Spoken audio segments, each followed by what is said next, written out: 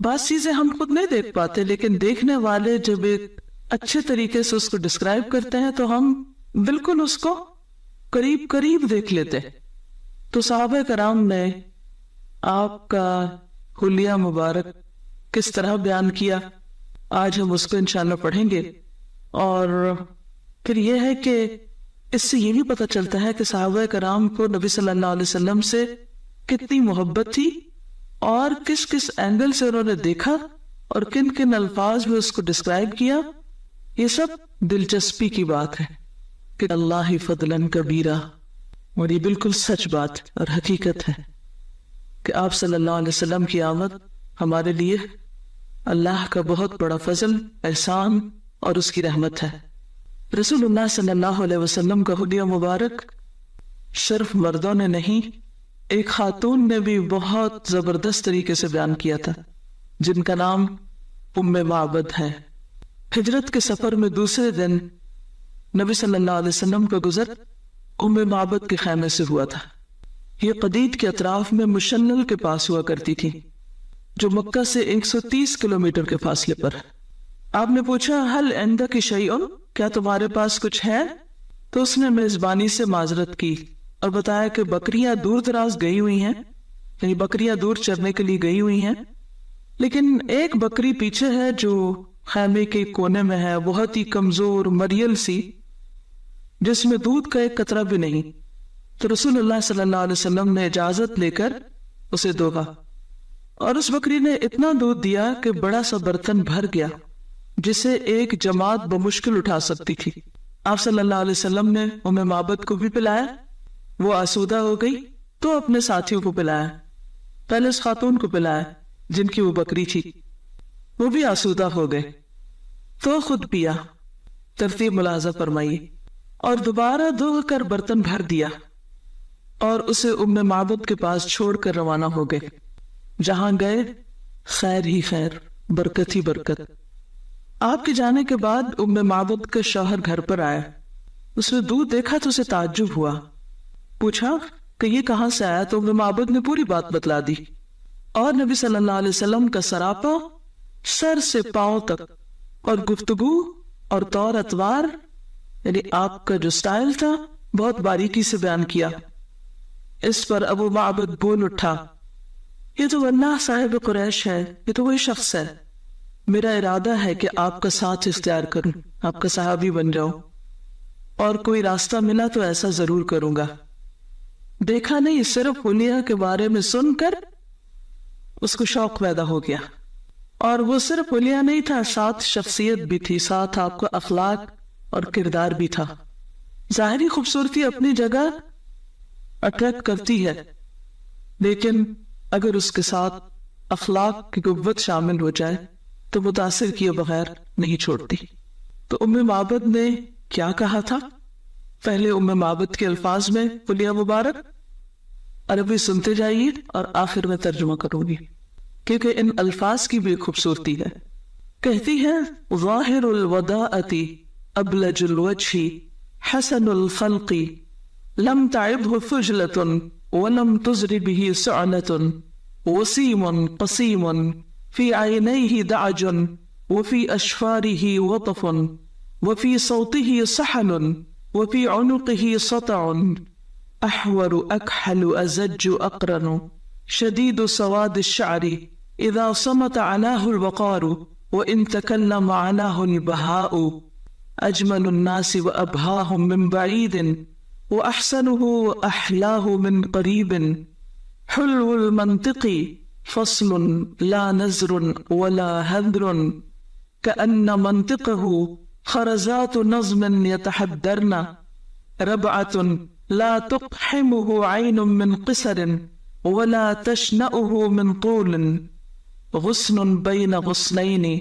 فهو أنظر الثلاثة منظرا وأحسنهم قدرا له رفقاء يحفون به إذا قال استمعوا لقوله وإذا أمر تبادروا إلى أمره محفوظ محشود لا عابس ولا مفند. کتنا سمجھ آیا؟ بدوی عورت جو آپ کے نزدیک ان پڑھ ہے، اس کی زبان دیکھیے، الفاظ کا چناؤ دیکھیے، کہ سمجھنے کے لیے ڈکشنری کنسلٹ کرنی پڑے، اگر آپ کو کرنی آتی۔ کہتی ہے پاکیزہ روح، پہلے پاکیزگی کا بیان ہے، صاف ستھرا، کشادہ چہرہ، سنجیدہ خو، نہ توم نکلی ہوئی نہ چندیا کے بال گرے ہوئے، زیبا، صاحب جمال، آنکھیں سیاہ اور فراخ، یعنی بڑی آنکھیں سیاہ اور فراخ، بال لمبے اور گھنے، آواز میں بھاری پن، بلند گردن، روشن مردمک، سرمگی چشم، باریک اور پیوستہ ابرو، سیاہ گھنگریالے بال، جب خاموش ہوتے تو وقار بلند ہو جاتا، بات کرتے تو بات واضح ہو جاتی، دور سے دیکھنے میں سب لوگوں سے زیادہ خوبصورت، بارونق، قریب سے نہایت شیریں و کمال حسین، یعنی بہت زیادہ حسین، شیریں کلام، واضح الفاظ، کلام کمی اور بیشی الفاظ سے معرہ، فالتو باتیں نہیں، تمام گفتگو موتیوں کی لڑی جیسی پروئی ہوئی، درمیانہ قد، نہ کوتاہی سے حقیر نظر آتے، نہ طویل کے آنکھ اس سے نفرت کرتی، دو شاخوں کے درمیان ایسی شاخ کی طرح جو مناسب ہو، زبندہ نہال کی تازہ شاخ، سب منظروں سے اچھا منظر اور سب سے زیادہ عزت والے، رفیق ایسے، یعنی دوست، ان کے ساتھی ایسے کہ ہر وقت اس کے گرد و پیش رہتے ہیں، جب وہ کچھ کہتے ہیں تو چپ چاپ سنتے ہیں، حکم دیتے ہیں تو تعمیل کے لیے جھپٹتے ہیں، مخدوم، مطاع، نہ کوتاہ سخن، نہ ترش روپ، نہ فضول گو۔ انشاءاللہ میں اس کی آگے، چونکہ یہ ساری چیزیں آئیں گی تو وہاں ڈیٹیل بیان کروں گی، لیکن ام معبد نے صرف تھوڑی دیر میں آپ کی تمام خوبصورتی کا کم سے کم الفاظ میں بہترین نقشہ کھینچا، جس میں خلق اور خلق دونوں شامل۔ خلق کہتے ہیں جو فیچرز ہیں، اور خلق جو آپ کے عادات ہیں یا آپ کا اخلاق ہے یا آپ کا انداز ہے، صفات اور اخلاق۔ رسول اللہ صلی اللہ علیہ وسلم جمال خلقت اور کمال اخلاق میں سب سے بلند تھے، اس بارے میں بہت سی احادیث آئی ہیں، یہاں ان کے معنی اور مطالب کا خلاصہ پیش کیا جاتا ہے۔ چہرے سے شروع کرتے ہیں، چہرہ مبارک اور اس کے متعلقات۔ رسول اللہ صلی اللہ علیہ وسلم کا چہرہ مبارک گورا، پرکشش، گول، روشن رنگ، سرخی آمیز تھا، پنکش تھا، 14ویں کی چاند کی طرح جگمگاتا ہوا۔ جب آپ خوش ہوتے تو چہرہ مبارک اس طرح دمک اٹھتا گویا چاند کا ایک ٹکڑا ہے، داڑیاں اس طرح چمکتی جیسے روشن بادل چمکتا ہے، گویا سورج اس میں دوڑ رہا ہے۔ اگر آپ رسول اللہ صلی اللہ علیہ وسلم کو دیکھتے تو گویا طلوع ہوتے ہوئے سورج کو دیکھتے، یعنی جب سن رائز ہو رہا ہوتا ہے۔ چہرے پر پسینہ یوں محسوس ہوتا گویا موتی ہے، اور پسینے کی خوشبو مشک خالص سے بھی بڑھ کر ہوتی، اور جب آپ غصہ ہوتے تو چہرہ یوں سرخ ہو جاتا کہ گویا دونوں رخسار میں انار کے دانے نچوڑ دیے گئے، سخت سرخ۔ دونوں رخسار ہلکے، پیشانی کشادہ، ابرو یعنی آئی بروز کماندار، باریک اور کامل تھے، باہم ملے ہوئے نہ تھے، الگ الگ تھے، اور کہا جاتا ہے کہ کچھ ملے ہوئے تھے۔ آنکھیں کشادہ تھی، ان کی سفیدی میں سرخی کی آمیزش تھی، سرخ ڈورے تھے۔ پتلی سیاہ تھی، یعنی آنکھوں کا رنگ سیاہ تھا۔ پلکوں کے بال لمبے اور گھنے تھے، آپ دیکھتے تو کہتے کہ آنکھوں میں سرما لگا رکھا ہے، یعنی نیچرلی اس طرح محسوس ہوتا، حالانکہ آپ سرما لگائے ہوئے نہیں ہوتے تھے۔ ناک کا باغسا بلند یعنی اوپر کا حصہ اور خمدار تھا، اس پر نور بلند ہوتا محسوس ہوتا تھا۔ دونوں کان مکمل تھے، منہ خوبصورت اور بڑا تھا، سامنے کے دونوں دانتوں میں ذرا سا فاصلہ تھا، بقیہ دانت بھی الگ الگ تھے، بہت جڑے ہوئے نہیں تھے۔ دانتوں میں چمک تھی، جب آپ مسکراتے تو ایسا لگتا گویا اولے ہیں، اور جب آپ گفتگو فرماتے تو دانتوں کے درمیان سے نور نکلتا دکھائی دیتا۔ غرض آپ کے دانت سب سے زیادہ خوبصورت تھے۔ داڑھی خوبصورت تھی، گھنی، کنپٹی سے کنپٹی تک بھرپور، سینے کو بھرے ہوئے اور بالکل کالی تھی۔ صرف دونوں کنپٹیوں اور داڑھی بچہ میں چند گنے چنے بال سفید تھے، آخر تک بھی چند گنے ہوئے بال جو تھے اس حصے میں سفید تھے، ادروائز ساری داڑھی سیاہ تھی۔ کچھ احادیث کی روشنی میں ذرا سی مزید ڈیٹیلز ہم دیکھتے ہیں۔ بخاری کی روایت میں آتا ہے، کان رسول اللہ صلی اللہ علیہ وسلم احسن الناس وجہا، رسول اللہ صلی اللہ علیہ وسلم لوگوں میں سے سب سے زیادہ حسین چہرے والے تھے، یعنی اس دور میں جتنے بھی لوگ تھے ان میں سب سے زیادہ خوبصورت آپ ہی تھے. اللہ سبحانہ تعالیٰ نے آپ کو نہ صرف یہ کہ نبوت سے نوازا، بلند ترین اخلاق سے نوازا، انک لعلی خلق عظیم، بلکہ حسن میں بھی کوئی کمی نہ چھوڑی. حسان بن ثابت کہتے ہیں آپ صلی اللہ علیہ وسلم کی مدح میں وَأَحْسَنُ مِنْكَ لَمْ تَرَ قَطُّ عَيْنِي، کہ آپ سے زیادہ خوبصورت، احسن منك لم تر قط عینی، میری آنکھ نے کبھی دیکھا ہی نہیں. آپ سے زیادہ خوبصورت چہرہ میری آنکھ نے کہیں دیکھا ہی نہیں، کبھی نہیں دیکھا. وہ اجمل منك، اور آپ سے زیادہ جمال والا، خوبصورتی والا، لم تلد النساء، عورتوں نے کبھی جنا ہی نہیں، کسی عورت نے ایسا کوئی بچہ جنم دیا ہی نہیں. خلقت مبرأ من کل عیب، آپ ہر عیب سے پاک پیدا کیے گئے، یعنی آپ کسی قسم کے جسمانی عیب کو شکار نہ تھے، یعنی آپ کے اندر جسمانی طور پر کوئی عیب نہیں تھا. کأنک قد خلقت کما تشاء، آپ اس طرح پیدا کیے گئے گویا آپ نے جیسا خود چاہا کہ مجھے بنایا جائے. کیونکہ کسی بھی انسان کو اگر پوچھا جائے کہ تم کیسے بننا چاہتے ہو تو وہ کوئی کسر چھوڑے گا. لوگ میک اپ کے ذریعے اور پلاسٹک سرجری وغیرہ کے ذریعے اور مختلف حربوں طریقوں سے اپنے آپ کو اپنی مرضی کا بنانے کی کوشش کرتے رہتے ہیں، جو کہ پاسبل نہیں ہوتا. حسان بن ثابت کہتے ہیں کہ نبی صلی اللہ علیہ وسلم کی خوبصورتی میں کسی قسم کی کوئی کمی نہ تھی، گویا آپ سے بڑھ کر کوئی اور خوبصورت نہ تھا. آپ کے چہرے کو سورج اور چاند دونوں سے تشبیہ دی گئی. صحیح مسلم کی روایت ہے کان وجہہ مثل الشمس والقمر وکان مستدیرا، آپ صلی اللہ علیہ وسلم کا چہرہ سورج اور چاند کی طرح گولائی مائل تھا، یعنی مستدیر تھا، لمبا نہیں تھا یا چوڑائی کی طرف زیادہ نہیں تھا، بلکہ گولائی لیے ہوئے تھا. ایک اور روایت میں آتا ہے مسند احمد کی، عن ابی ہریرہ قال ما رأیت شیئا احسن من رسول اللہ صلی اللہ علیہ وسلم کان کأن الشمس تجری فی جبہتہ. حضرت ابو ہریرہ سے روایت ہے کہ میں نے رسول اللہ صلی اللہ علیہ وسلم سے زیادہ حسین کوئی چیز نہیں دیکھی، گویا کہ سورج آپ کے چہرے میں گھوم رہا ہو. تشبیہ دے رہے ہیں. رنگ کے بارے میں صحیح مسلم کی روایت میں آتا ہے کان ابیض ملیحا، آپ کا رنگ سفید لیکن ملاحت دار تھا. وائل بن حجر سے روایت ہے کہ انہوں نے رسول اللہ صلی اللہ علیہ وسلم کے پیچھے نماز پڑھی، آپ نے جہری آمین کہی، دائیں بائیں سلام پھیرا، یہاں تک کہ میں نے آپ کے رخسار کی سفیدی دیکھی. یعنی داڑھی تھی لیکن آپ کے جو رخسار تھے یا گال تھے وہ نظر آتے تھے، چمکتے تھے، سفید رنگ کے تھے. سر کے بال سیاہ تھے، آپ نے کبھی سر میں خضاب نہیں لگایا تھا، کالا رنگ نہیں لگایا تھا.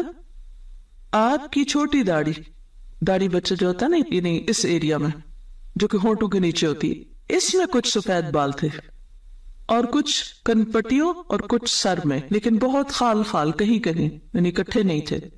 لیکن آپ کبھی کبھی اپنے داڑھی کو برس سے زرد کیا کرتے تھے، یعنی ویسے سیاہ تھی لیکن اس کو برس لگاتے تھے. اس کے لگانے میں کیا حکمت ہے؟ کیوں لگاتے ہوں گے؟ تاکہ جن کو لگانا ہو وہ اسے عیب نہ سمجھے. بالوں میں خوشبو لگاتے تھے.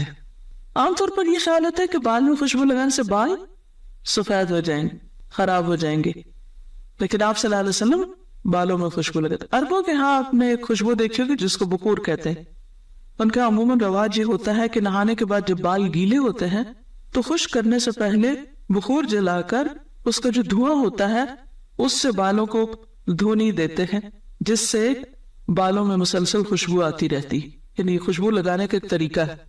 ہم لوگ تو عام طور پہ کپڑوں پہ اسپرے کر لیتے ہیں لیکن وہ تھوڑی دیر کے بعد اڑ جاتا ہے، تو آپ صلی اللہ علیہ وسلم بالوں میں لگاتے تھے. ربیہ فرماتے ہیں میں نے آپ کے بالوں میں ایک بال دیکھا تو وہ سرخ تھا. راوی کہتے ہیں میں نے دریافت کیا یہ بال سرخ کیوں تھا؟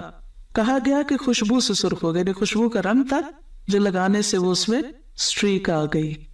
اعضاء اور اطراف، آپ کے اعضاء لمس اور سائڈ، سر، گردن اور بال.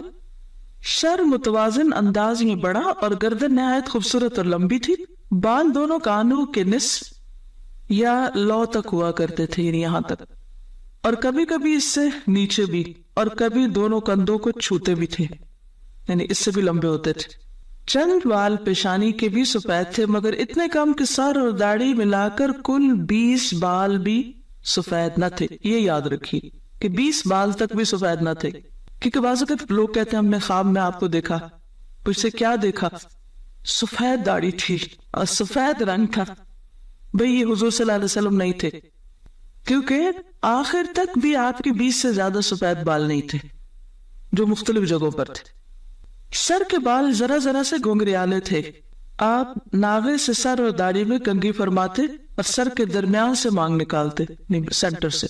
اعضاء اور اطراف ہڈیوں کے سرے مثلاً کوہنیاں، کندھے اور گھٹنے بڑے بڑے تھے. کلائیاں بڑی بڑی اور ان کے جوڑ لمبے تھے. ہتھیلیاں اور قدم کشادہ تھے.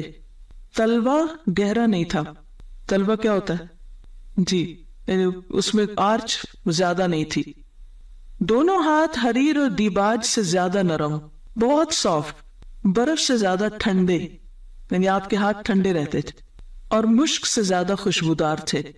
کوہنی سے اوپر اور نیچے دونوں بازو اور اطراف بھاری بھرکم تھے، یعنی یہ جگہ ذرا ہیوی تھی. ایڑیاں اور پنڈلیاں ہلکی تھیں. دونوں کندھوں کے درمیان دوری تھی، چوڑے تھے یعنی کندھے. اطراف لمبے، سینہ کشادہ اور بالوں سے خالی تھا. صرف لبے سے ناف تک بالوں کی ایک لکیر تھی، یعنی کہ اوپر سے نیچے تک بیچ میں چھوٹی سی لائن تھی. اس کے علاوہ شکم اور سینے پر بال نہیں تھے. کندھے اور اس سے متصل بازو پر البتہ بال تھے، کندھے اور بازو کی طرف تھے. سینہ اور شکم برابر تھے، نہیں اوپر نیچے سے ایک تھے، اسٹریٹ، آگے نہیں تھا پیٹ بڑا ہوا. بغل کا رنگ مٹیالہ تھا اور پیٹھ ایسی تھی گویا ڈھلی ہوئی چاندی، یعنی سفید. صحیح بخاری کی روایت میں آتا ہے کان النبی صلی اللہ علیہ وسلم دسم الیدین لم ار بعدہ مثلہ. نبی صلی اللہ علیہ وسلم کے دونوں ہاتھ اس طرح گوشت سے بھرے ہوئے تھے کہ آپ کے بعد میں نے کسی کا ہاتھ اس طرح کا نہیں دیکھا. یعنی ہیوی تھے ہاتھ، پتلے نہیں تھے، سوکھے نہیں تھے، یا ہڈیاں نہیں نظر آتی تھی، بلکہ کیا تھا؟ مضبوط ہاتھ تھے، بھاری ہاتھ تھے. دسم الیدین کان دنیعا فم اشکل العینین. نبی صلی اللہ علیہ وسلم فراخ دہن تھے، یعنی آپ کے منہ کا جو دہانہ تھا وہ کھلا تھا. آپ کی آنکھوں کی سفیدی میں سرخ ڈورے پڑے ہوئے تھے، یعنی آنکھوں میں جو سفید حصہ ہے اس میں سرخ لائنیں نظر آتی تھی. اب تصویر بناتے جائیں اپنے ذہن میں، کاغذ پر نہیں. مسند احمد کی روایت میں ہے رسول اللہ صلی اللہ علیہ وسلم کا سر مبارک بڑا، آنکھیں موٹی، پلکیں لمبی، آنکھوں میں سرخی کے ڈورے، گھنی داڑھی، کھلتا ہوا رنگ اور ہاتھ پاؤں بھرے ہوئے تھے، بڑے بڑے تھے، خوبصورت جسم والے تھے. اس قدر صاف شفاف گویا کہ چاندی سے آپ کا بدن مبارک ڈھالا گیا. یعنی صفائی اور پاکیزگی کا خاص طور پر ذکر ہے. پر داغ دھبے وہ نشان نہیں تھے. قد و قامت اور جسم، آپ کا قد خوبصورت، قامت معتدل اور پیکر سیدھا تھا. جتنی کتابوں کا مطالعہ کریں پر سب کو سامنے رکھ کر نچوڑ نکالا جائے تو ہر چیز میں آپ کے اعتدال تھا. جیسے قد میں اعتدال تھا، اسی طرح چہرے پر یعنی لمبائی چوڑائی، ہر اعتبار سے ہر چیز میں جو غالب چیز تھی وہ اعتدال تھی. یعنی کوئی چیز بھی ایکسٹریم کی طرف نہیں جاتی تھی، اور ہر چیز کے غسل میں جو بنیادی چیز ہے وہ اعتدال ہی ہے. پیکر سیدھا تھا، یعنی آپ سیدھے فارم اسٹریٹ تھے، یعنی یوں کندھے جھکا کے. نہ آپ ناٹے تھے نہ لمبے تڑنگے، ناٹے تو چھوٹے قد کے نہیں تھے اور بہت ٹال بھی نہیں تھے، لیکن طول سے قریب تر تھے، نہیں نچلی طرف سے زیادہ اوپر کی طرف یعنی قد نکلتا تھا. چنانچہ کوئی شخص جو لمبائی کی طرف منسوب ہوتا وہ آپ کے ساتھ چلتا تو آپ ہی اس سے لمبے ہوتے تھے. جسامت معتدل تھی، بدن گٹھا ہوا، نہ زیادہ موٹے تھے نہ زیادہ پتلے، بلکہ دو شاخوں کے درمیان ایک شاخ تھے جو تینوں میں سے سب سے زیادہ تازہ اور خوش منظر ہوتی ہے. میں نے اگر 3 ٹہنیاں دیکھی جائے تو ان میں سے درمیانی جو زیادہ خوبصورت ہو. خوشبو، آپ کا جسم، پسینہ اور اعضاء تمام خوشبوؤں سے زیادہ خوشبودار تھے. حضرت انس رضی اللہ تعالیٰ عنہ کا ارشاد ہے میں نے کبھی کوئی عنبر یا مشک یا کوئی ایسی خوشبو نہیں سونگھی جو رسول اللہ صلی اللہ علیہ وسلم کی خوشبو سے بہتر ہو. اب دیکھیں کہ ہر انسان کی ایک خوشبو ابو ہوتی ہے. جیسے بچے کو اگر آپ اٹھائیں تو اس کی ایک اور طرح کی خوشبو ہوتی ہے. اسی طرح مختلف لوگوں کے پاس بیٹھے تو آپ کو مختلف طرح کی ایک فیلنگ آتی ہے. اس میں ویسے بھی وائبز ہوتی ہیں ان کی شخصیت کی، کبھی روب ہوتا ہے اور کبھی آپ کو خوف ہوتا ہے اور کبھی محبت ہوتی ہے اور کبھی ان کے پاس بیٹھ کے آپ کو ریپلشن بھی ہوتی ہے، اور خصوصاً اگر جسم سے کسی کے بو آ رہی ہو، اور اس بو کا تعلق کسی بیماری سے بھی ہو سکتا ہے، اور اندر کی جو انسان کا دل ہے اس کے اندر جو نفرتیں اور گھمنڈ اور تکبر اور جو اندر کی بدصورتی ہے اس کی بھی ایک فیلنگ ہوتی ہے۔ جو لوگ اندر سے پاکیزہ ہوتے ہیں، پاکیزہ خیالات والے ہوتے ہیں اور اچھے اخلاق والے ہوتے ہیں، اچھی سوچ والے ہوتے ہیں، مثبت سوچ رکھتے ہیں، ان کی فیلنگ مختلف ہوگی بنسبت ان کے جو اندر سے حسد سے بھرے ہوئے، نفرتوں سے بھرے ہوئے، گرجز پالے ہوئے، ان کے پاس بیٹھ کے آپ کو مختلف طرح کی فیلنگ آئے گی۔ تو ہر انسان کی ایک جسمانی کیفیت کا اثر دوسرے پر ضرور پڑتا ہے، اور اس بارے میں ہر ایک کو کانشیس بھی ہونا چاہیے کہ کہیں ہمارے منہ کی بو سے یا ہمارے جسمانی بو سے کسی دوسرے کو اذیت تو نہیں ہو رہی۔ بہت سے لوگوں کے ریلیشن شپ اس بنا پر بھی خراب ہوتے ہیں، تو ہمیں اپنی ذات سے بھی دوسروں کے لیے باعث اذیت نہیں بننا چاہیے۔ حضرت جابر کہتے ہیں آپ صلی اللہ علیہ وسلم کسی راستے سے تشریف لے جاتے اور آپ کے بعد کوئی اور گزرتا تو آپ صلی اللہ علیہ وسلم کی خوشبو کی وجہ سے ضرور جان جاتا کہ آپ یہاں سے گزرے۔ آپ صلی اللہ علیہ وسلم کسی آدمی سے مصافحہ فرماتے تو وہ دن بھر اس کی خوشبو محسوس کرتا، اور آپ صلی اللہ علیہ وسلم کسی بچے کے سر پر اپنا ہاتھ پھیرتے تو اس کی خوشبو کی وجہ سے وہ بچوں کے درمیان پہچان لیا جاتا۔ حضرت ام سلیم رضی اللہ تعالی عنہا نے آپ کا پسینہ ایک شیشی میں محفوظ کر رکھا تھا، اسے خوشبو میں ڈالتی تھیں کیونکہ وہ سب سے عمدہ خوشبو تھی۔ اس کے علاوہ آپ کو خوشبو پسند بھی بہت تھی، آپ خوشبو پسند کرتے تھے۔ ایک روایت میں آتا ہے رسول اللہ صلی اللہ علیہ وسلم کے پاس سکہ یعنی خوشبو کا مجموعہ تھا جس سے آپ خوشبو لگاتے تھے، یعنی ایک خوشبو کے اندر آپ نے بہت سی جمع کر رکھی تھی۔ آپ صلی اللہ علیہ وسلم خوشبو کا تحفہ واپس نہیں کرتے تھے، لوٹاتے نہیں تھے، قبول کر لیتے تھے۔ ایک اور روایت میں آتا ہے مسلم کی، نبی صلی اللہ علیہ وسلم کا رنگ کھلتا ہوا تھا، پسینہ موتیوں کی طرح تھا، جب چلتے تو پوری قوت سے چلتے، اور میں نے کوئی ریشم و دیبا یا کوئی دوسری چیز نبی صلی اللہ علیہ وسلم سے زیادہ نرم نہیں چھوئی۔ یعنی کسی چیز ہوتا ہے نا کہ ٹچ ہوتا ہے، کہ کسی بھی ایسی چیز کو ہاتھ نہیں لگایا جو آپ سے زیادہ نرم ہو۔ میں نے کوئی عنبر یا کوئی دوسری خوشبو نبی صلی اللہ علیہ وسلم کی مہک سے زیادہ عمدہ نہیں سونگی۔ ایک اور روایت میں آتا ہے نبی صلی اللہ علیہ وسلم کی خدمت میں ایک ڈول پیش کیا گیا، نبی صلی اللہ علیہ وسلم نے اس میں سے کچھ پانی پیا اور ڈول میں کنڈی کی، پھر اس کو کنواں میں الٹا دیا گیا جس سے وہ کنواں مشک کی طرح مہکنے لگا۔ ہو سکتا ہے کہ آپ لوگوں کے لیے یہ چیزیں بڑی انوکھی ہو، کیونکہ اب دنیا میں کوئی ایسا شخص ہے نہیں کہ جہاں سے آپ تصدیق کر سکیں کہ کیا واقعی ایسا ہوتا ہے۔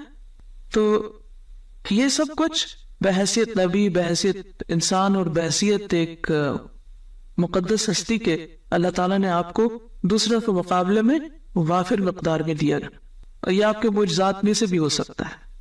اگر صحابہ کرام نے اس میں کوئی مبالغہ رائی کی ہوتی تو دوسرے انکار کر دیتے کہ یہ تم کیا کہہ رہے ہو، ایسا تو تھا ہی نہیں۔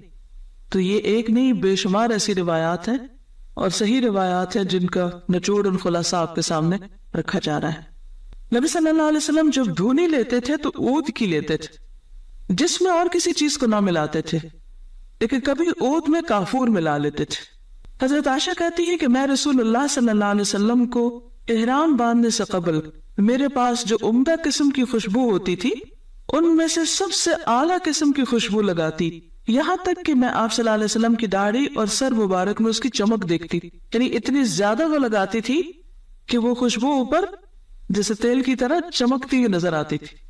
بہت زیادہ استعمال کرتے تھے خوشبو، اور عمدہ خوشبو۔ بعض لوگ خوشبو تو لگا لیتے ہیں لیکن اس سے دوسروں کو سر درد ہو جاتی ہے، ان کی اپنی چوائس ہی ایسی ہوتی ہے یا ان کو وہ خود محسوس نہیں ہوتا انہوں نے کیا لگایا ہوا ہے، لیکن دوسروں کے لیے وہ خوشبو بھی تکلیف دہ ہوتی۔ تو اس کا بھی خیال رکھیں کہ آپ کیا لگا رہے ہیں، کہ اس کا نتیجہ کیا ہوگا، ایفیکٹ کیا ہوگا۔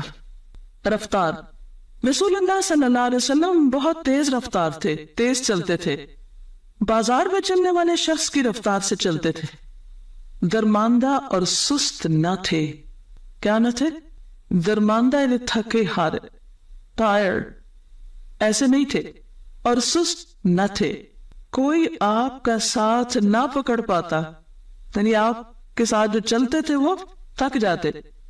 حضرت ابو ہریرہ رضی اللہ عنہ فرماتے ہیں میں نے کسی کو رسول اللہ صلی اللہ علیہ وسلم سے بڑھ کر تیز رفتار نہیں دیکھا، گویا زمین آپ کے لیے لپیٹ دی جاتی تھی، ہم تو اپنے آپ کو تھکا مارتے اور آپ بے پرواہی سے چلتے رہتے تھے، یعنی آپ کو پتہ ہی نہیں چلتا تھا، آپ کو فکر ہی نہیں ہوتی تھی، آپ کو سٹریس لے کے نہیں چل رہے ہوتے تھے، کیونکہ ہمیں اگر تیز چلنا پڑے تو ہمیں تو ایفرٹ لگانی پڑے، کانشیسلی چلنا پڑے، لیکن آپ کی وہ ایک روٹین تھی، نارمل بات تھی آپ کے لیے۔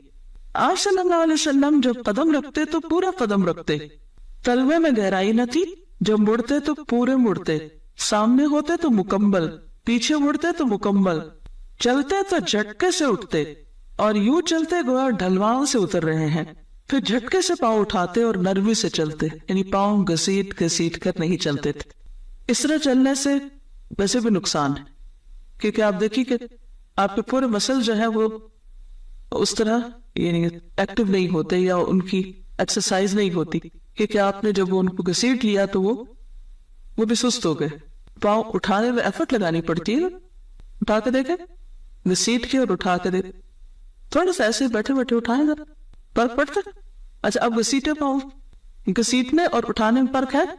کتنا فرق ہے؟ بہت سارا فرق۔ بس یہی سے چاند ٹھیک کرنے اپنی سنت سمجھ کے، پاؤں گھسیٹ کے نہیں چلنے، اس میں دوسروں کو تو اذیت ہوتی ہے، اپنا بھی بڑا نقصان ہو جاتا ہے، لیکن افسوس یہ کہ ہمیں عام طور پر کوئی بتاتا بھی نہیں کہ ہم کیا غلط کام کر رہے ہیں، تو بچپن سے عادتیں پڑ جاتی ہیں نا، تو بچپن میں ہی بچوں کو آپ نوٹ کریں کہ کس طرح چل رہے ہیں۔ جھٹکے سے مراد کیا ہے؟ یعنی جھٹکا دے کے نہیں چلتے تھے، مراد یہ ہے کہ مکمل پاؤں ایک دم اٹھاتے تھے سیدھا، لیکن ویسے آپ کی چال کیسی تھی جس میں نرمی تھی، جیسے سورۃ الفرقان میں آتا ہے وَعِبَادُ الرَّحْمَنِ الَّذِينَ يَمْشُونَ عَلَى الْأَرْضِ هَوْنًا، یعنی پاؤں اٹھاتے تھے، رکھتے نرمی سے تھے، اس میں سے شور نہیں آتا تھا کہ پاؤں مارتے ہوئے نہیں چلتے تھے۔ وَلَا يَضْرِبْنَ بِأَرْجُلِهِنَّ لِيُعْلَمَ مَا يُخْفِينَ مِنْ زِينَتِهِنَّ، اللہ تعالیٰ نے خاص طور پر کس کو منع کیا ہے؟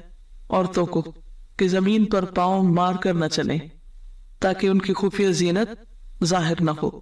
ایک حدیث میں آتا ہے کہ رسول اللہ صلی اللہ علیہ وسلم جب چلتے تو پیر زمین پر گاڑ کر چلتے تھے، یعنی جما کے پاؤں چلتے تھے۔ اذا مشى تکفأ، جب آپ چلتے تو آگے جھکتے ہوئے دباؤ ڈال کر چلتے تھے، ایسے چلتے گویا ڈھلوان سے اتر رہے ہیں، یعنی جما کے مضبوط، اور پورا پاؤں اٹھا کے پورا رکھتے تھے، یوں نہیں جاتے تھے بلکہ اوپر، ٹھیک ہے۔ اور پھر یہ کہ سستی اور ڈھینا پن نہیں، اور جیسے کہ کندھے جھکے ہوئے نہ ہو۔ ایک اور روایت میں آتا ہے کہ آپ چلتے ہوئے ادھر ادھر نہیں دیکھتے تھے، سامنے دیکھتے تھے۔ اذا مشى لم يلتفت، جب چلتے ہیں تو بلا ضرورت ادھر ادھر نہ دیکھتے۔ اس کا کیا نقصان ہوتا ہے؟ جب ہم چلتے ہوئے ادھر دیکھ رہے ہوتے ہیں، ٹکر مارتے ہیں اور دوسروں کو تکلیف دیتے ہیں، جی مقصد پہ فوکس نہیں۔ حدیث میں آتا ہے کہ جب رسول اللہ صلی اللہ علیہ وسلم چلتے تو صحابہ آپ کے آگے چلتے اور آپ کی پشت فرشتوں کے لیے چھوڑ دیتے۔ He was a leader like a shepherd۔ shepherd کس طرح چلتا ہے؟ کہاں چلتا ہے؟ پیچھے چلتا ہے اور ریوڑ کو آگے رکھتا ہے۔ آواز اور گفتگو، رسول اللہ صلی اللہ علیہ وسلم کی آواز میں ہلکا سا بھاری پن تھا اور آپ شیریں گفتار اور باوقار تھے، خاموش رہتے تو باوقار، گفتگو کرتے تو پرکشش، بول ایسے گویا لڑی سے موتی جھاڑ رہے ہیں، بات شروع کرتے تو اس کا پورا احاطہ کر کے ختم فرماتے، گفتگو دو ٹوک ہوتی۔ اچھا بعض لوگ ہوتے ہیں نا کہ ایک بات شروع کرتے ابھی وہ پوری نہیں ہوتی تو اس کے اندر سے ایک اور شاخ نکال لیتے، ابھی وہ آدھی نہیں ہوتی تو اس میں سے ایک اور نکال لیتے، اینڈ آف دا ڈے یہ سمجھ نہیں آتی کہ موضوع کیا تھا، بات تھی کیا، لیکن آپ ایک بات پوری مکمل کرتے تھے۔ گفتگو دو ٹوک ہوتی، نہ مختصر نہ فضول، یعنی اتنی کام پہ نہیں کہ بندے کو بات ہی نہ سمجھے کہ کیا کہا، دوسرا حیران پریشان ہے، اور نہ اتنی لمبی کہ سمجھنا ہے کہ شروع کہاں سے ہی تھی، ہر حرف واضح ہوتا، مخارج بہت اچھے تھے۔ آپ صلی اللہ علیہ وسلم فصیح و بلیغ اور رواں طبیعت تھے، نکھرے ہوئے کلمات بولتے تھے، نکھرے ہوئے یعنی الفاظ کھاتے نہیں تھے۔ بعض ہوتے ہیں نا یا تو شروع جملہ ٹھیک بولتے ہیں آخر میں گول کر جاتے ہیں، بعض لوگ لفظ کا ابتدائی حصہ ٹھیک بولتے ہیں آدھے کے بعد ڈراپ کر دیتے ہیں، سمجھ نہیں آتی کیا کہا۔ بعض لوگ ناک میں بولتے ہیں, بعض اوقات انہیں پوری بات سمجھ نہیں آتی کہ کہا کیا گیا. آپ دیکھیے کہ خاص طور پر اگر آپ دین کا کام کر رہے ہیں تو آپ کو میسج کنوے کرنے کے لیے, چاہے پوئٹری میں ہو یا نثر یا نظم, کچھ بھی ہو, بات واضح کرنی, ہاں لکھنے میں کیوں نہ ہو. بعض لوگ ڈیزائننگ کرنے لگتے ہیں تو وہ ڈیزائن اتنے چھا جاتے ہیں کہ پتہ نہیں چلتا کہ یہ ڈیزائن بنا کس لیے, کیا میسج ہے. تو ہمیشہ اصل مقصد سامنے ہونا چاہیے, کیا کہا جا رہا ہے, کیوں کہا جا رہا ہے, اور کس موقع پر کتنا کہنا ہے اس کو, تو کیسے کہنا ہے. یعنی لینگویج پلس ادائیگی دونوں ہی اہم ہے. کوئی شخص خواہ کیسا ہی فصیح و بلیغ ہوتا آپ کی ہمسری نہ کر سکتا تھا. آپ نے فرمایا کہ انا افصح العرب. آپ صلی اللہ علیہ وسلم کو حکمت اور دو ٹوک خطاب کے ساتھ جامع کلمات عطا کیے گئے تھے. اوتیتو جوامع الکلم, کمپریہنسو بات کر سکتے تھے. ایک روایت میں آتا ہے کان طویل الصمت قلیل الضحک, زیادہ خاموش رہنے والے اور کم ہنسنے والے تھے. عام فہم گفتگو کرتے تھے.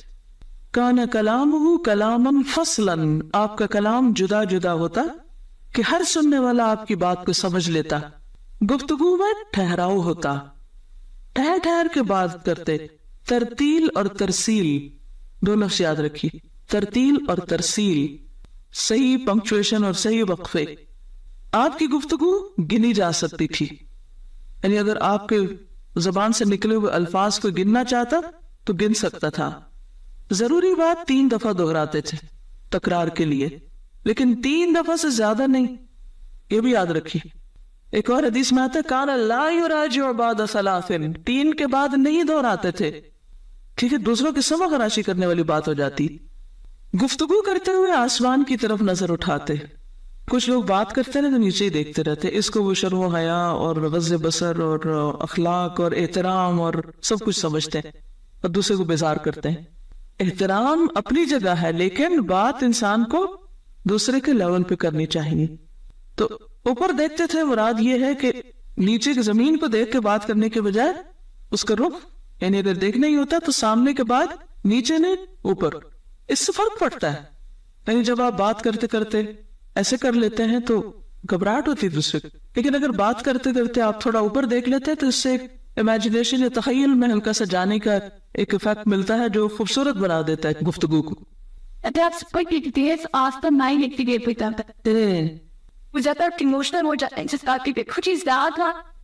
گڈ, سبحان اللہ. انہوں نے ایک ریسرچ پڑھی جس میں آتا ہے کہ آپ گفتگو کرتے وقت اگر آپ اوپر دیکھتے ہیں تو آپ کا ذہن ایکٹیویٹ ہوتا ہے, اور اگر آپ نیچے دیکھتے ہیں تو آپ کا دل, قلب ایکٹیویٹ ہوتا ہے, یعنی ایموشنز آپ کے جاگتے ہیں. تو اس میں آپ دیکھیے کہ اگر آپ کو کوئی چیز بھول جاتی تو آپ کو چاہیے کہ اوپر دیکھیں تاکہ یاد آ جائے. غض بصر کا مطلب سر جھکانا نہیں ہے, یہ یاد رکھیے. غض بصر کا مطلب یہ ہے کہ نگاہ کو اس ٹارگٹ سے ہٹا دیا جائے, بس, یعنی کہ انفوکسڈ ہو جائے. نگاہ پھیر لیں, ذرا دیکھتا ہے تو وہ انکانفیڈنس سا لگتا ہے, اور لگتا ہے کہ اس کو سمجھ نہیں آ رہی ہوتی ہے, بٹ جب وہ اوپن دیکھتے ہیں لگتا ہے. جی بالکل, جی ہاں, بچوں کو کانفیڈنس ہی خراب کر دیتے. نیچے دیکھو, نیچے. اصل میں خوبصورتی اعتدال میں ہے. اعتدال کیا ہے کہ آپ جس سے بات کر رہے ہیں اس کی طرف دیکھ کے بات کریں, ادھر ادھر نہ دیکھیں, کیونکہ آپ صلی اللہ علیہ وسلم ادھر ادھر نہیں دیکھتے تھے. مثلا بات آپ کسی سے کر رہے ہیں اور دیکھ آپ ادھر ادھر رہے ہیں, اس کی طرف توجہ نہیں کر رہے جس سے آپ بات کر رہے ہیں, تو دوسرے کو گھبراہٹ ہونے لگتی ہے. پھر ہم شکایت کرتے ہیں ہم سے تو کوئی بات کرنا پسند ہی نہیں کرتا. بہرحال ہم تو اوپر دیکھیں گے سنت سمجھ کر, ریسرچوں کا ہمیں نہیں پتا, ٹھیک ہے, اور اسی میں خیر بلائی ہو جائے گی انشاءاللہ. اوکے, آگے چلتے ہیں. اخلاق کی ایک جھلک. رسول اللہ صلی اللہ علیہ وسلم کے چہرے پر ہمیشہ بشاشت ہوتی تھی. سہل خو اور نرم پہلو تھے, جفا جو اور سخت خو نہ تھے, ہارش نہیں تھے. بازاروں میں اونچی آواز نہ لگاتے, دور سے چیخ چلا کے نہیں بولتے تھے. سب سے زیادہ تبسم فرماتے, نہیں مسکراتے. غصے سے سب سے زیادہ دور اور رضا میں سب سے آگے. یعنی بات بات پہ غصہ نہیں آتا تھا, غصہ آتا تھا اور پیچھے کیفیت بھی ہم نے پڑھی, لیکن بہت کم اور صرف حق بات پر. اور رضا میں سب سے آگے, یعنی دوسرے کی بات کو ایکسپٹ کرنا, ماننا, اس کے ساتھ ریکنسائل کرنا, اس میں آگے تھے. یعنی اللہ کے فیصلوں کو قبول کرنا, لوگوں کو ایز اٹ از قبول کرنا, یہ ایک بہت بڑی خوبی ہوتی ہے. کیونکہ اگر ہم ہر چیز میں ریزسٹ کر رہے ہیں, اس کو ایسا نہیں ہونا چاہیے, اس کو ایسا نہیں ہونا چاہیے, اس کو ایسا, تو کیا ہوگا, وہ تو ویسے ہی رہیں گے, مشکل ہمارے لیے ہو جائے گی. ایکسپٹنس بہت ضروری ہے. دو کاموں میں جو زیادہ آسان ہوتا اسی کو اپناتے, بشرطے کہ وہ گناہ کا کام نہ ہو. اگر گناہ کا کام ہوتا تو پھر اس سے سب سے زیادہ دور ہوتے تھے. اپنی ذات کے لیے کبھی انتقام نہ لیا, البتہ اللہ کی حرمت پامال کی جاتی تو اس کے لیے انتقام لیتے. رسول اللہ صلی اللہ علیہ وسلم سب سے زیادہ سخی, سب سے کریم, سب سے بہادر, سب سے شہزور, اذیت پر سب سے بڑھ کر صبر کرنے والے, سب سے زیادہ باوقار اور سب سے بڑھ کر حیادار تھے. کوئی چیز ناپسند فرماتے تو چہرے پر اس کے آثار دیکھے جا سکتے تھے. اپنی نظر کسی کے چہرے پر جماتے نہ ناپسندیدگی کے ساتھ کسی کا سامنا کرتے, یعنی کسی کو گور گور کے نہیں دیکھتے تھے, اور نہ کسی کو دیکھ کر ماتھے پہ بل اور وہ پلانا اور ناپسندیدگی کا اظہار ایسا نہیں کرتے تھے. ہم لوگ ذرا سا کوئی مرضی کے خلاف بات ہو تو ایک دم ہمارے چہروں پہ آ جاتی, ایسے ہی ہوتا نا, فوراً ہمارا چہرہ بگڑنے لگتا ہے. کیا یہ سنت کی پیروی ہے؟ نہیں نا, کنٹرول کرنا ہے نا ہمیں. ٹھیک ہے, ہر وقت ہر ایک کی ہر بات اچھی نہیں لگ سکتی اور نہ ہو سکتی. انسانوں کو کمزور سمجھے, ان میں کمزوریاں ہیں, غلطیاں ہیں, اور وہ یہ غلطیاں دہراتے رہیں گے. جیسے ہم غلطیاں دہراتے رہتے ہیں, ریپیٹ کرتے ہیں, دوسرے بھی اسی طرح ہیں, ان کو بھی آپ سپیس دیں, انہیں بھی کرنے دیں. ہمارا موڈ آف کیوں ہوتا ہے؟ ویسے بچے ہیں, گھر میں اور لوگ ہیں, کس وقت آف ہوتا ہے ہمارا موڈ؟ جب ہم ایک دفعہ کسی کو کوئی بات بتاتے ہیں اور وہ نہیں مانتا تو پھر ہمارا چہرہ بگڑتا ہے, پھر ہماری زبان کھلتی, پھر اس کے بعد ہاتھ اٹھتا ہے, پھر کوئی فرنیچر اٹھ جاتا ہے یا کچھ اور. بعض لوگ تو پہلے ہی درجے پہ, آخری مرحلے پہ پہنچے ہوتے ہیں. لیکن نبی صلی اللہ علیہ وسلم کا چہرہ ایسا نہیں ہوتا تھا. اچھا, مومن کا چہرہ ہے. ہم سب کو ایک دوسرے کے چہروں کو ہوا دیتے رہنا چاہیے کہ ٹھیک ہو جائیں. اچھا, اس کا طریقہ کیا ہوگا؟ کیسے دوسرے کے چہرے کو آپ ٹھیک کر سکتے ہیں؟ اسمائل دے کے. جب آپ اسمائل کریں گے تو اس کو مجبوراً اسمائل کرنا پڑے گا, اور اگر پھر نہ کرے تو کیا کریں گے؟ پھر دوبارہ اسمائل کریں حتیٰ کہ وہ کرنے لگے. سب سے زیادہ عدل کرنے والے, پاک نفس اور پاک دامن, سچائی کے علمبردار اور بڑے امانت دار تھے. نبوت سے پہلے ہی امین کے لقب سے مشہور تھے. سب سے زیادہ متواضع اور تکبر سے دور تھے. سب سے بڑھ کر عہد کے پاسدار, سب سے عظیم شفقت اور رحمت والے, سب سے عمدہ معاشرت اور ادب والے, سب سے زیادہ کشادہ اخلاق, فحش اور لعنت و لامت سے سب سے زیادہ دور, جنازوں میں تشریف لے جاتے, فقراء اور مساکین کے ساتھ بیٹھتے, غلام کی دعوت قبول کرتے, کھانے اور لباس میں ان پر برتری نہ اختیار فرماتے. جو آپ صلی اللہ علیہ وسلم کی خدمت کرتا آپ خود اس کی خدمت فرماتے, اس کو کوئی آر نہیں سمجھتے تھے. اپنے خادم پر عتاب نہ کرتے, یہاں تک کہ کبھی اسے اف تک نہ کہا. غرض آپ صلی اللہ علیہ وسلم کے اوصاف کو احاطہ بیان میں لانا ممکن نہیں. اس کی مزید تھوڑی سی وضاحت کچھ اور احادیث. نبی صلی اللہ علیہ وسلم مسکراتے تھے, کہہ کے نہیں لگاتے تھے. کان لا یضحک الا تبسما, ہنستے نہیں مسکراتے تھے. خوش ہوتے تو چہرہ مبارک چاند کا ٹکڑا معلوم ہوتا. اور صحابہ کہتے ہیں کعب بن مالک کہ یہ بات ہم آپ کے چہرے سے معلوم کر لیتے کہ آپ کتنے خوش ہیں. لوگوں کو آپ سے دھکیلا نہ جاتا تھا, یعنی اگر آپ کراؤڈ میں سے گزر رہے ہیں تو دوسروں کو آگے سے ہٹایا نہیں جاتا تھا کہ ہٹو ہٹو ہٹو بچوں کی آوازیں نہیں آتی تھی آپ کی مجمع میں. آپ اپنے رستے پر خود چلتے تھے, لوگ رستہ دیتے جاتے تھے. بڑے کو عزت دیتے, دائیں جانب سے شروع کرتے. مثلاً جیسے مسواک کرتے یا کچھ پیتے تو آغاز دائیں جانب سے کرتے. جب بھی آپ سے کچھ مانگا جاتا آپ ضرور عطا کرتے. اگر کوئی چیز موجود نہ ہوتی تو خاموشی اختیار کر لیتے. اچھا, ہم کیا کرتے ہیں؟ تعویلیں دینی شروع کر دیتے ہیں اور تشریح کرنے لگتے ہیں کہ ہم اس لیے نہیں دے پا رہے, پھر ایسا ہے ویسا ہے, یہ اپنے عذر اور مجبوریاں سنانے لگتے ہیں. اس سے دوسروں کی سبق خراشی ہوتی ہے. ہے تو ٹھیک, نہیں تو بات ختم. ہدیہ قبول کرتے اور بدلہ دیتے تھے. جب پہلا پھل لایا جاتا تو برکت کی دعا کرتے اور چھوٹے بچے کو دیتے تھے. اچھا ہم جب ایک اصول بنا لیتے نا کہ دائیں جانب سے شروع کرنا ہے, پھر ہر چیز میں دائیں جانب ہماری ہوتی ہے, اس میں پھر ہم اس اصول سے خلاف نہیں جاتے. تو بعض جگہ پر بعض چیز آپ نے بڑے کو پہلے دی, بعض چیز آپ نے چھوٹے کو پہلے دی. مثلا نیا پھل آپ چھوٹے کو پہلے دیتے, کیوں؟ ہاں بالکل, بچے انتظار نہیں کر سکتے, ان کو جلدی ہوتی. لیکن بعض چیزیں ان میں آپ نے اس چیز کی ترتیب کا لحاظ رکھا تو آپ نے دائیں طرف سے اس کو شروع کیا, جیسے خاص طور پر اگر ایک پراپر مجلس ہوتی. ابو ہریرہ کہتے ہیں کہ لوگ جب پہلا پھل دیکھتے تو رسول اللہ صلی اللہ علیہ وسلم کی خدمت میں پیش کرتے تھے. آپ یہ دعا پڑھتے, اے اللہ ہمارے لیے ہمارے پھلوں, ہمارے شہر, ہمارے سال اور مد یعنی پیمانوں میں برکت پیدا فرما. اے اللہ ابراہیم علیہ السلام تیرے دوست, بندے اور نبی تھے, انہوں نے تجھ سے مکہ کے لیے دعا کی تھی, میں بھی تیرا بندہ اور نبی ہوں, میں تجھ سے مدینہ کے لیے وہی کچھ مانگتا ہوں جو انہوں نے مکہ کے لیے مانگا تھا, بلکہ اس سے دگنا. اب دیکھیے کہ ہم کہتے نہیں یہ تو ادب کے خلاف ہو جائے گا, اور مکہ تو اس میں اللہ کا گھر ہے, اور ہم اس سے زیادہ کیسے مانگ سکتے ہیں کہ اللہ ہمارے شہر کو بھی برکت دے دے. لیکن آپ صلی اللہ علیہ وسلم نے مدینہ کے لیے مکہ سے بھی بڑھ کے برکت مانگی, اور اللہ نے اس میں برکت ڈالی. تو اللہ تعالیٰ کے خزانے بہت وسیع ہیں, اس میں کمی نہیں ہے. ہم مانگنے میں کوتاہی کرتے ہیں, ہم مانگنے سے کتراتے. تو مانگتے رہیے, پر یوں بھی مانگ سکتے ہیں اللہ جیسے نبی صلی اللہ علیہ وسلم نے مدینہ کے لیے مانگا, ہم وہ اپنی اس جگہ کے لیے مانگتے رہیے, اس سے بھی زیادہ مانگتے. اب کچھ اور آپ کی صفات اور اخلاق کا ذکر کروں گی تاکہ ہم بھی صاف ستھرے ہو جائے تھوڑے. منہ کی صفائی, کثرت سے مسواک کرتے تھے, جب بھی رات میں سو کر اٹھتے تو مسواک ضرور کرتے, گھر میں داخل ہوتے تو مسواک کرتے. ہم عام طور پر نکلتے وقت تو کر لیتے ہیں لیکن واپس جا کے نہیں کرتی.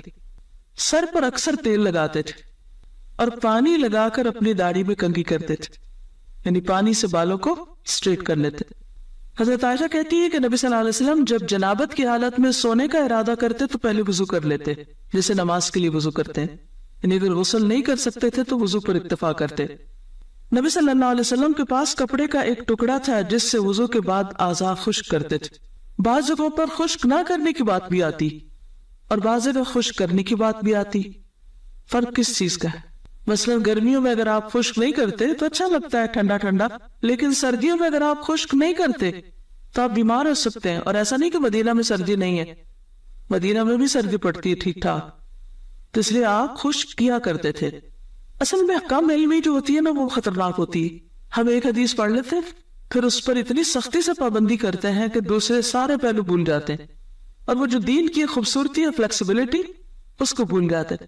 تو جب بھی کوئی چیز پڑھے تو یہ جاننے کی ضرور کوشش کریں کہ یہ کس موقع پر آپ نے کیا تھا, کب کیا تھا, کتنا کیا تھا. اس سے خود بخود معاملات میں آپ کی خوبصورتی آ جائے گی. پھر اسی طرح آپ صلی اللہ علیہ وسلم اپنی عبادات میں بھی بہت پنکچول تھے. مشکلات میں نماز پڑھتے, نماز میں روتے بھی تھے, دعائیں کرتے, دنیا اور آخرت کی بھلائی کی دعا کثرت سے کرتے. اسی طرح آل محمد کے لیے بقدر ضرورت رزق کی دعا کرتے. آپ کی دعا ہے اللہم اجعل رزق آل محمد قوتاً, اے اللہ محمد صلی اللہ علیہ وسلم کی آل کو بقدر ضرورت رزق عطا فرما. بہت زیادہ نہیں مانگا, کوئی بگاڑ کا سبب ہوگا. لباس پہنتے وقت, اتارتے وقت دعا پڑھتے. آپ کے لباس میں سرخ جبہ بھی تھا. ہم سمجھتے ہیں کہ مرد شاید سرخ لباس استعمال ہی نہیں کر سکتے. برا کہتے ہیں آپ صلی اللہ علیہ وسلم نے سرخ جوڑا زیب تن فرما رکھا تھا, میں نے اس جوڑے میں کسی کو ان سے زیادہ حسین نہیں دیکھا. ورس اور زعفران سے رنگی ہوئی چادر بھی آپ نے پہنی. زعفران کا کلر کون سا ہوتا ہے؟ یلو. تو اس سے پتہ چلتا ہے کہ اگر کبھی یلو کپڑا پہننا ہو تو پہنا جا سکتا ہے. چاندی کی انگوٹھی پہنتے تھے, اس کا نگینہ حبشی تھا. دائیں اور بائیں ہاتھ میں انگوٹھی پہنتے, دائیں میں بھی پہنی بائیں میں بھی. ایک اور روایت میں آتا ہے کہ آپ دائیں ہاتھ میں انگوٹھی پہنتے تھے, رائٹ میں. دوسری روایت میں آتا ہے کہ بائیں ہاتھ میں انگوٹھی پہنتے تھے. تو اس کے لیے کوئی ہارڈ اینڈ پاس رول نہیں. ہر رات سرما لگاتے. آپ کے پاس ایک سرما دانی تھی جس میں سے آپ ہر رات 3 مرتبہ ایک آنکھ اور 3 مرتبہ دوسری آنکھ میں سرما لگاتے تھے. طاق عدد میں لگاتے تھے, 1 یا 3. آپ کے جوتے میں تسمے تھے. تسمے کیا ہوتے؟ لیسز. چمڑے کے جوتے پہنتے تھے. نجاشی نے آپ کے لیے موزوں کا سیاہ جوڑا بھیجا جو غیر منقوش تھا. آپ نے اسے پہنا اور وضو کرتے ہوئے اس پر مسح کیا. کھانے کے بعد انگلیاں چاٹ لیتے. ٹیک لگا کے نہیں کھاتے تھے, گھٹنوں کے بل بیٹھ کر کھاتے تھے. آپ کو مکھن پسند تھا, کدو پسند تھا. کل کے لیے کچھ نہ رکھتے تھے, فریج نہیں تھا. کھانا دسترخوان پر رکھ کے کھاتے تھے. کھانے میں کبھی کوئی عیب نہیں نکالا. پسند ہوا تو کھا لیا, پسند نہ ہوا تو چھوڑ دیا. آپ صلی اللہ علیہ وسلم کا ایک برتن تھا, سہنک, بڑی جو سے تھال ہوتا ہے, اسے 4 آدمی اٹھاتے تھے. تو جب اکٹھے کھانا کھاتے تھے, یعنی کہ اتنا بڑا تھا, ظاہر 4 آدمی اٹھانے وہ کتنا ہیوی ہوگا, تو سارے اسی میں کھانا رکھ کے سب بڑی سے الگ الگ پلیٹوں میں نہیں کھاتے تھے, ایک جگہ سے کھاتے تھے. آپ کا تکیہ جس پر رات کو سویا کرتے تھے چمڑے کا تھا جس میں کھجور کی چھال بھری ہوئی تھی. سونے کا ارادہ فرماتے تو دائیں ہاتھ کا تکیہ بناتے. آپ کے کندھے مبارک پر مہر نبوت تھی, کبوتر کے انڈے کی طرح. اس کا رنگ آپ کے جسم مبارک کے مشابہ تھا. اس میں سرخی تھی تھوڑی تھوڑی, وہ جو مہر تھی آپ کی, اس میں تھوڑا گوشت ابھرا ہوا تھا.